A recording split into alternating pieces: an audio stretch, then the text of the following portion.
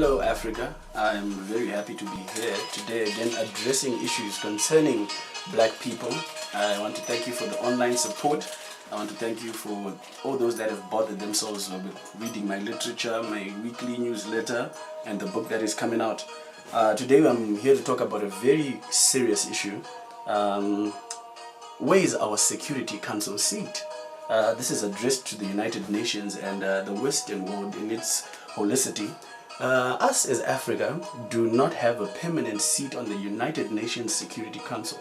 Now this makes us very vulnerable. Now to the average black man, what is a Security Council seat? How is this going to change my life? This is not a bread and butter issue, but this is one of those issues that have something to do with the emancipation of black people or our representation in this world as equals. We cannot be sidelined by the United Nations or our former colonial masters. Now, take for instance the slaughter of head of state Gaddafi. No matter what they called him, no matter what the Western media called him, he was a sitting head of state. They did not do this to Gorbachev, but they took an African head of state and dragged him in the streets. Now that's where the problem is, because we do not have a representative on the United Nations Security Council seat. Syria, for instance, has vested interests with Russia, and Assad has murdered people, bombed people, but the only reason why the NATO forces as a whole could not attack Assad was because Russia had vested a relationship, a business relationship with Assad.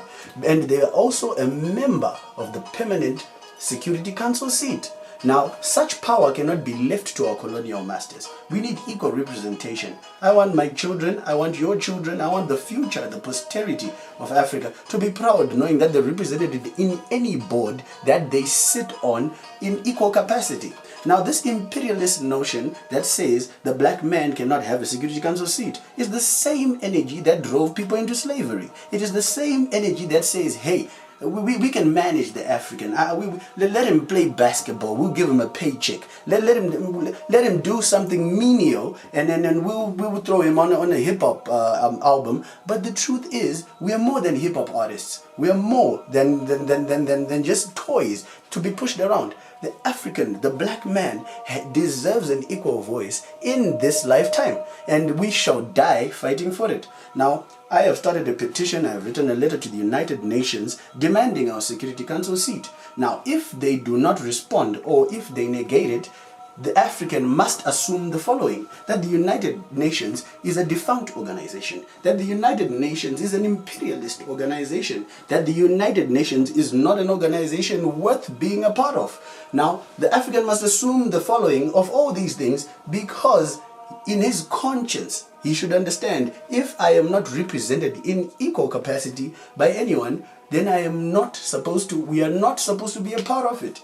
Now, we're going to need 5,000 signatures, and I'm imploring the whole of Zimbabwe, the whole of South Africa, everywhere you are. I'm imploring you, come, let's get behind this energy, let's get behind everything, and at least our children, we know we tried to address some of these issues. Now, we built the pyramids. We've done great stuff. Now, I'm sure we can sign a pen, we can put a pen and sign a signature, somewhere. You just 5,000 signatures, all I'm asking, so that we show the United Nations and the world that we are conscious enough to understand what we've been negated.